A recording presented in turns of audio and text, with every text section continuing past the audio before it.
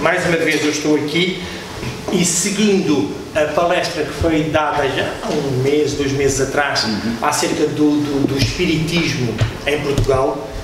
Naquele caso falámos do início do espiritismo em Portugal. Na altura, muito de leve, tocámos acerca deste senhor, que é Fernando de Lacerda. Ele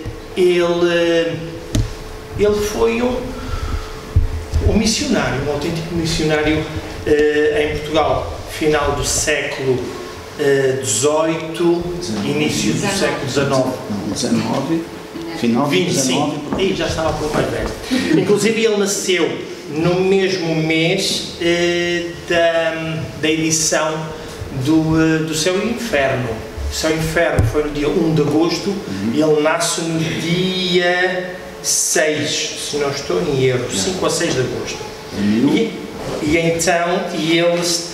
Ele foi uma pessoa que, desde o início, ele sempre olhou para os outros, em vez de olhar para ele próprio. E nós estávamos aqui a falar nos homens missionários e desde cedo ele incorporou em si essa missão. Nós hoje vamos falar de Fernando de Lacerda e quando eu comecei à procura de informação acerca dele, a informação é mínima. E então, eu fui-me basear neste livro que se chama Fernando de Lacerda, o Médium Português. É uma edição de 1992 de uma senhora chamada Manuela Vasconcelos. E baseei-me também numa entrevista de um senhor, Jorge Brito. Ele é um livreiro brasileiro e pesquisador da febre. E então ele também fala sobre Fernando de Lacerda, porque nós quando começamos a pensar Fernando de Lacerda, o médium português, vamos pensar que ele, em termos mediúnicos, fez um grande trabalho, por exemplo, como um Chico, como um Divaldo, muito longe disso. O trabalho dele foi imenso, mas não em termos de produção em si psicográfica, porque ele era um médico psicográfico. Há bocadinho estavas a falar de automatismo, ele conseguia passar a comunicação de 2 espíritos, psicografias nas 2 mãos e conversava com quem estava à frente dele. Era perfeitamente automático. E então esta senhora, eu vou contar só o início deste livro. Esta senhora leu em 1974 o livro Memórias de um Suicida. Ela é espírita, né? Espero que vocês todos já tenham lido, que é um livro muito importante. E 11 anos mais tarde, ela vem-lhe às mãos um livretezinho publicado em Portugal pela Associação Luz no Caminho de Braga. O primeiro... não, desculpem. 11 anos depois, ela lê o primeiro volume do livro que ele escreveu, que é O País da Luz. Esse livro foi editado em 1908. Em 1908 é editado o primeiro volume e o segundo volume do País da Luz. E depois, bem mais tarde, em 1924, é editado um terceiro volume.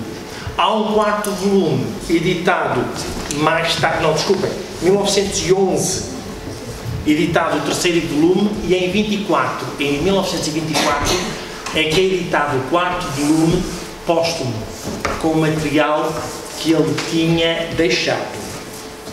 E então essa senhora leu o primeiro volume, fica empolgada com o que leu, e vai atrás dos outros que encontrou em edições brasileiras, porque há uma coisa a salientar, que é assim: a FEB sempre deu muito apoio a Fernando de Lacerda, sempre, desde o início. E então, esses livros tinham o prefácio de Sousa Couto, que nós falámos aqui nessa palestra, quando falámos acerca do espiritismo em Portugal. Sousa Couto, não sei se vocês se lembram, foi aquele representante que vai de Portugal para o Encontro Mundial Espírita em Paris e que faz as sessões de materialização, e ele próprio esteve na fundação da FEP, a Federação Espírita portuguesa. Um pormenor engraçado, o quarto volume, que é póstumo, tem o prefácio do próprio Fernando de Lacerda. Espírito já, sim. Então, essa senhora começa um caminho à procura de Fernando de Lacerda, porque não há grande informação. E ela dedica-se à procura na Torre do Tombo, em Lisboa, que é a Biblioteca Nacional, onde são postos todos os arquivos. Ela começa a procurar por tudo quanto é lado e de repente sente, ela médium que era, uma presença com ela. E essa presença começa-a guiar, a pegar nos livros certos, inclusive a abrir nas páginas certas. E ela então vai usar a enciclopédia luso-brasileira, que a entidade que ela sentia a intui a abrir nas páginas certas, imaginem procurar uma enciclopédia daquele tamanho, e ela começa então a juntar informação para fazer esse livro. Mais tarde, com a ajuda dessa mesma entidade, que ela de cedo pôs de parte sendo Fernando de Lacerda, porque Fernando de Lacerda, sendo uma pessoa humilde que era, ela achava, não pode ser ele que anda comigo, porque ele não é o tipo de pessoa que ia gostar que alguém fizesse algo a falar sobre ele, a falar bem dele, porque havia aqueles que também não gostavam dele, mas isto é mais lá vamos. Entretanto, ela com essa inspiração, ela consegue chegar a uma senhora que se chama, eu pus o nome todo dela aqui porque é engraçado, Dona Laura Maria de Melo Xavier Alves da Silva. Isso é importante, não é? Esta senhora, com 92 anos, na altura, portanto isto anterior a 92, o livro é a edição de 92, ela contou a vida toda de Fernando de Lacerda, porque ela tinha sido uma das filhas adotivas de Fernando de Lacerda, porque ele não teve filhos, ele nunca casou, teve 2 filhos adotivos e teve muitas crianças que tomou conta. E ela então fez todo o caminho percorrido por Fernando de Lacerda, que nós podemos pensar que terá sido um caminho fácil, mas se nós olharmos para os grandes médios que nós vemos, e isto é uma chamada de atenção, por exemplo, para aqueles médios que agora estão a acabar o curso, né? Aquele curso que acabou agora de 2 anos, para aqueles que agora vão começar no próximo fevereiro, por vezes é um caminho árduo.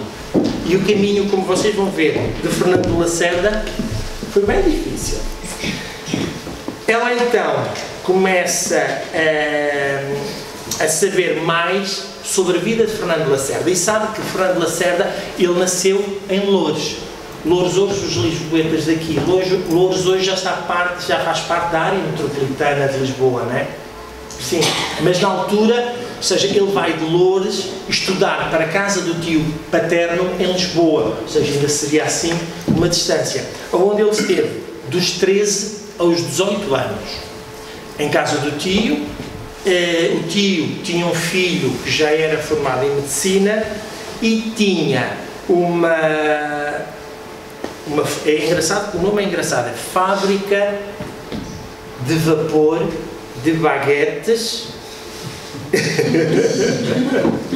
E eu quando leio isso, eu lembro-me assim, bem, isto deve ser o início dos padeiros, não é? Porque vapor, a cozer pão a vapor, hoje está na moda outra vez. E então, ele aos 18 anos, ele está em Lisboa, dos 3 aos 18 anos, uma das primeiras coisas que ele faz, ele vai se filiar no Partido Republicano, porque estamos na segunda parte do século XIX. Em Portugal já havia aquele confronto todo contra a monarquia, aquele descontentamento, aqueles gastos exagerados, e ele então, inclusive é dos fundadores do Partido Republicano, o qual, antes dos 18 anos, deixa. Porquê? Porque muitas das pessoas que estavam lá incentivavam os outros, inclusive a ele, a roubarem em casa, com o pretexto de suportarem a causa. E ele, como sendo uma pessoa muito reta, já nessa altura, um jovem extraordinário, ele vai se aconselhar com uma pessoa de mais idade com quem ele tinha confiança. E ele disse: não, tu não precisas fazer isso. Tu, por isso, simplesmente afasta-te de Lisboa durante uns tempos.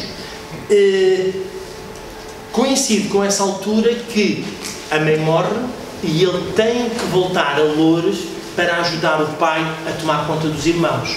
Ele era o primeiro filho de 12 filhos, ou seja, tinha 11 irmãos.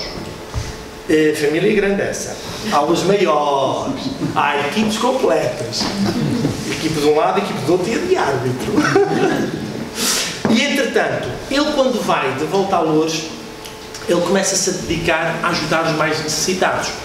Porque, imaginem, Portugal naquela altura era um país muito necessitado, não é? Especialmente naquelas zonas à volta da capital, era onde mais se sentiam as necessidades, não é? Porque nas aldeias, quando se ia para o interior do país, havia sempre aquele acesso mais fácil à agricultura, aos animais, mas ali na zona de Lisboa sentia-se muito mais essa dificuldade. E então ele ajudava as pessoas, ajudava os analfabetos, ensinava-os a ler e a escrever, ensinava as mulheres, quando ficavam grávidas, solteiras, ele nessa altura já tinha um cuidado muito grande para as encaminhar.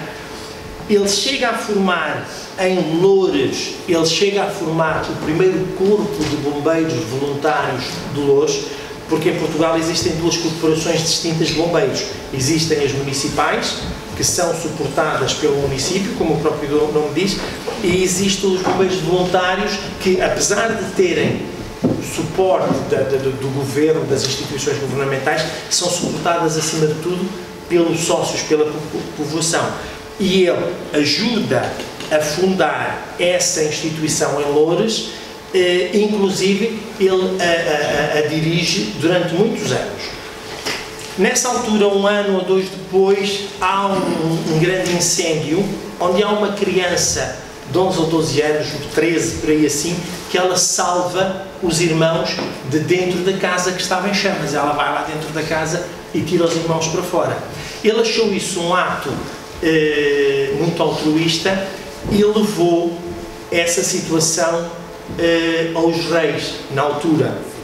E os reis, de facto, gostaram muito dessa situação, inclusive deram uma prenda em dinheiro à criança e deram-lhe uma medalha pelos serviços prestados. E isso foi a entrada de Fernando de Lacerda para o convívio dos reis, na altura em vigor, apesar dele ser um republicano já bem definido nisso. E ele, entretanto, entra para a polícia, ele começa a trabalhar como funcionário público, entra na polícia da altura, aonde chega ao posto de subinspetor. Mais tarde, ou seja, entretanto ele volta a Lisboa, desculpem, saltei esse pormenor. Ele mais tarde volta a Lisboa, que é quando então ele entra para a polícia, onde chega a subinspetor. A fábrica das baguetes, eu tinha-me esquecido deste nome, era Fábrica a Vapor de Baguetes e Galerias. Eu não cheguei a descobrir o que é que estas galerias fazem aqui, mas aparecem vários documentos. Não faço a mínima ideia das galerias. E entretanto, durante estes anos todos, Fernando de Lacerda sempre gostou das ciências ocultas. Ele, desde muito cedo, ele abraçou o espiritismo. O espiritismo, na altura, eu acho que por toda a Europa, pelo menos em Portugal, está muito bem relatado, que estava na moda. Era moda falar-se de espiritismo, as pessoas falavam abertamente de espiritismo, os jornais publicavam assuntos sobre espiritismo, e isso vai-se decorrer até que, em 1906, acontece o grande caso espírita para Fernando de Lacerda, em que ele está-se a deitar e há uma voz que lhe diz: levanta-te e vai escrever. Ele no princípio tentou recusar a ideia, tentou virar-se para o outro lado, como se costuma dizer, e voltar a dormir, mas a voz era insistente: levanta-te e vai escrever. Isto é engraçado, que foi o que aconteceu precisamente naquela história que eu contei da outra vez, de Fernando Pessoa. A voz que vem e o manda escrever. Claro que Fernando Lacerda esteve toda a noite a escrever. Ele escreveu uma carta ditada por Camilo Castelo Branco. Todos nós aqui conhecemos, não? Camilo Castelo Branco, que mais tarde dita a Ivone do Amaral Memórias de um Suicida. Estão a ver porque é que nós temos que ler os livros todos? E então é assim, essa carta que primeiramente Fernando Lacerda escreveu era para um amigo, ele também escritor, Silva Pinto, amigo de Camilo Castelo Branco. Que esse Silva Pinto andava com ideias suicidas. Ele andava a atravessar uma série de dificuldades e então ele achou por bem que Camilo Castelo Branco, como tinha sido um suicida, como era um suicida, né? Ele estava em recuperação, acha por bem escrever ao amigo. Entretanto, Lacerda, quando tem aquela carta na mão, para quem é que ele corre primeiramente? Para Fernando Sousa Couto, para Sousa Couto, que era a pessoa que o analisava, era a pessoa que depois, durante aquele período todo, em que, a partir desta primeira carta, começa a analisar as suas psicografias. Inclusive, eles começaram-nas a levar, como era de um escritor tão famoso e tão conhecido, eles começaram-nas a levar a várias pessoas para analisar. Isto é Camilo? E eles disseram: de facto, isto é Camilo. É a letra dele, é a assinatura dele e é o estilo dele escrever. Não há sombra de dúvida que isto é Camilo. Vamos levar isto a Silva Pinto, ao seu amigo. E então, isso continua a ser uma coisa normal na vida de Fernando Lacerda, receber escritores e pessoas famosas a nível mundial. Isto decorre durante um longo período e vamos falar assim de alguns. Por exemplo, Antero de Quental, esse também um suicida. Essa de Queiroz, Ilidório Salgado, Napoleão. Há um facto interessante com Napoleão, que Napoleão começa a ditar em francês e ele muito delicadamente pede a Napoleão, que ainda estava, que se vê, porque se vocês forem ler aqueles volumes do País da Luz, são estas psicografias todas destas pessoas. E se vocês forem ver Napoleão, ele ainda estava com aquele altivismo de Napoleão, mas ele muito humildemente lhe pede: podes ditar em português? E o Napoleão começa a ditar em português. E das várias vezes que Napoleão psicografou, há uma mensagem que ele lhe diz: talvez tu não tenhas sido o eleito, mas sim um dos escolhidos de Deus para trazer a boa nova. Isto Napoleão diz a Fernando Lacerda. Ele psicografou Júlio Diniz, Alexandre Herculano, João de Deus. Este João de Deus, eu estou na dúvida de quem é. Eu não consegui, porque quando se vai fazer uma busca de João de Deus, aparece o João de Deus recente, não este. É Júlio César Machado. Este Júlio César Machado era também um escritor, mas não tão famoso, mas um suicida. O que é que ele fez? Ele tinha um filho, ou uma filha, não estou certo, que morreu subitamente. Então o que é que ele e a esposa fazem? Suicidam-se os dois para irem se encontrar com a criança que tinha morrido. Claro que nós sabemos que isso não acontece, porque as vibrações vão ser completamente diferentes. E então, este Júlio César Machado veio mais uma vez contar a sua história, dizer não ao suicídio, porque isto é o que se passa. Zola, César Cantú, que escreveu uma história universal. Muitos volumes. José Basílio da Gama, Uruguai, que pelos vistos no Brasil é estudado muito profundamente. Visconde de Seabra, Castilho, Vítor Hugo, Fontes Pereira de Melo. Claro que muitos destes nomes a nós dizem-nos muito, porque são nomes essencialmente da história portuguesa. Mas, por exemplo, este aqui, Michelet, não é um francês, mas não consegui descobrir quem é. Padre António Vieira, que fazia sermões maravilhosos.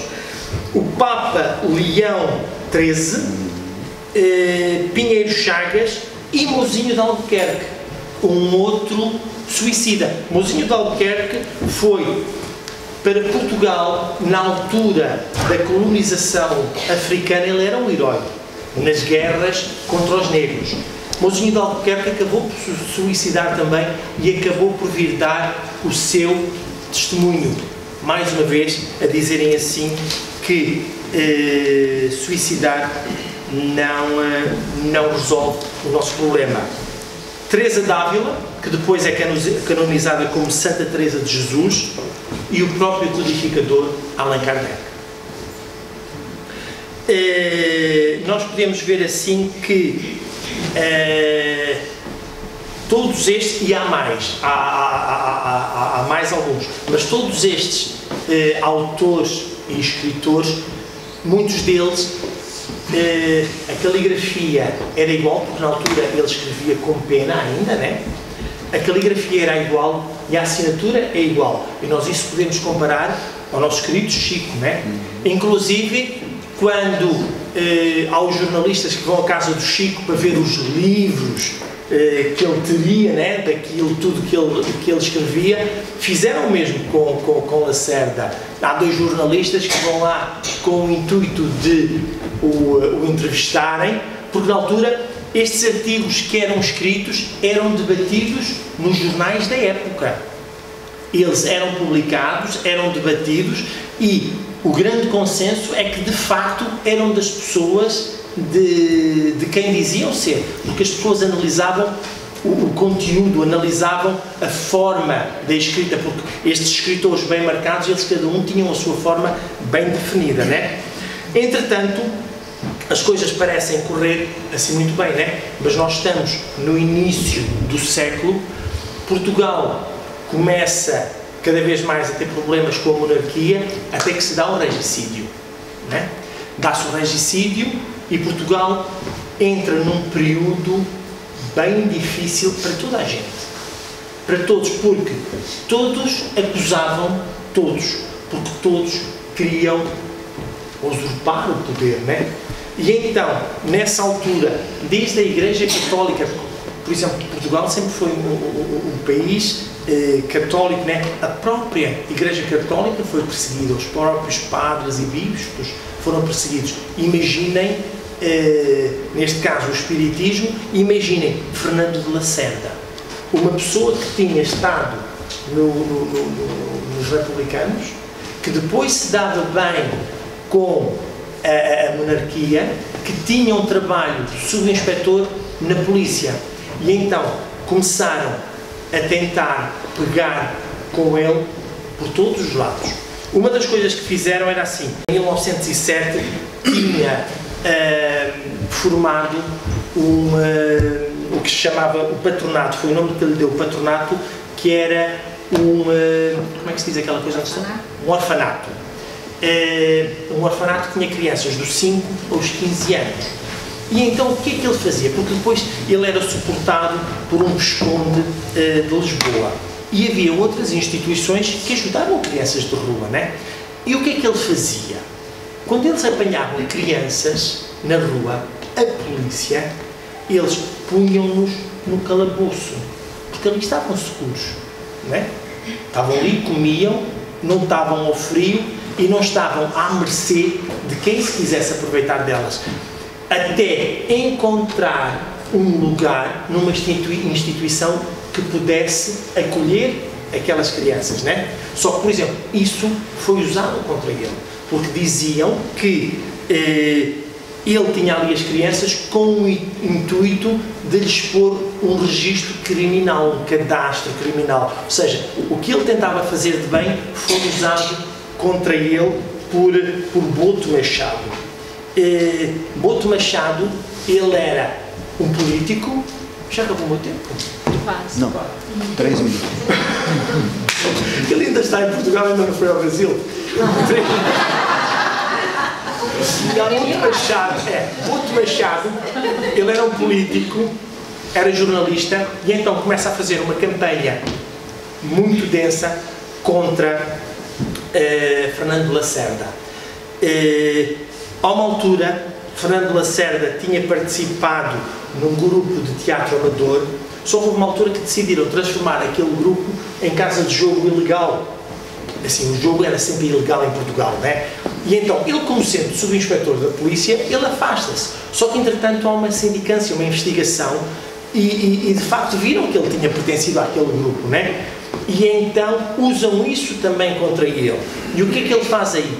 Ele tira a licença da polícia e vai para o Brasil. Daí aquela brincadeira de, será que foi ele o primeiro português padeiro no Brasil?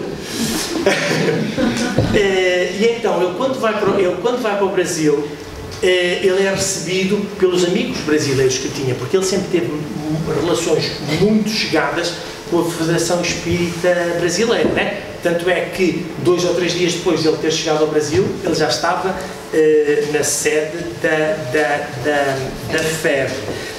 Mas Boto Machado continua com esse ataque cerrado a Fernando Lacerda. Inclusive, quando depois se dá o regicídio, quando a monarquia cai e a república é posta em Portugal, Boto Machado vai para o Brasil, vai para o Rio de Janeiro, onde estava Fernando Lacerda como cônsul, era o cônsul de Portugal no Brasil. E então, isso no Brasil, Fernando de Lacerda sempre trabalhou muito. Foi uma das coisas que nós vimos aqui desde o princípio, desde dos 13 anos que ele começou a trabalhar. Ele sempre ajudou os outros. Vai para o Brasil, ele continua a escrever. Ele escreve para vários jornais do Rio de Janeiro. Cariocas é do Rio de Janeiro, não é? Vários jornais do Rio de Janeiro, onde, mais uma vez, esta senhora que fez este livro e assim, mais uma vez, Manuela Vasconcelos, com a colaboração de Jorge de Brito, aí sim lá no Brasil, ele que fez essa compilação dos artigos de jornais, com a colaboração da FEB, porque a FEB recebeu o espólio todo de Portugal de Fernando Lacerda, porque os filhos adotivos dele mandaram tudo para a FEB, inclusive o filho adotivo acabou por ir viver no Brasil também. Ele viveu no Brasil durante 7 ou 8 anos, era o que nós hoje dizemos um palestrante espírita bem ativo, e então, no passado ano de 2014, Manuela Vasconcelos, com a colaboração de Jorge Brito, a colaboração da FEB e uma edição da Federação Espírita Portuguesa, eles editam um livro que se chama Mistérios do Além-Túmulo, que é aquele livro que o Manuel falou, né? Que é um livro bem grande, bem volumoso, mas na altura, eu não sei se houve outra edição, na altura tinham feito só 90 exemplares, onde está toda esta maravilha de poesia, de prosa, destes grandes escritores todos, que nós podemos ter em 2 ou 3 livros. De salientar que, já passei da hora, muito, de salientar que quando Fernando Lacerda desencarna, Não, há um fato aqui muito importante para mostrar a pessoa de bem que ele era. No desencarne do pai de Fernando de Lacerda, ele estava lá à beira da cama a tomar conta dele. A espiritualidade adormece-o para agarrar nele e ele ir assistir o pai no plano espiritual ao desencarne do pai, e nos segundos antes, ou minutos, assim lhes chamarmos, do pai de desencarnar, ele acorda subitamente no corpo físico. E depois, mais tarde, em psicografia, os espíritos dizem: tu acordaste daquela maneira porque tu tinhas estado a ajudar o teu pai no plano espiritual. Este grande seguidor de Fernando Lacerda, o Boto Machado, ele acaba por ser a pessoa que ajudou a fazer este livro. E agora vem a parte difícil. Foi ele que dá a última comunicação que está neste livro, é dele, onde ele diz que tudo o que ele escreveu acerca de Fernando Lacerda era mentira. E que ele, quando desencarnou, que passou por maus bocados no plano espiritual, que quem o foi ajudar, quem foi? Fernando de Lacerda. Porque nós não somos perfeitos, né? E se Fernando de Lacerda sofreu algo, é porque ele tinha que sofrer. Porque aquilo foi um reajuste de contas entre os dois. Que chegaram ao ponto de sanaram as suas dificuldades e hoje, pelos vistos, trabalham juntos. Uma curiosidade, no livro Memórias de um Suicida, para quem já leu, quando o grupo de suicidas vem para Portugal, que eles vão se alojar num sótão em Portugal, isso é bem comentado no livro, adivinhem de quem era esse sótão? De Fernando de Lacerda. Ele é uma personagem do livro Memórias do Suicida. Boa noite a todos.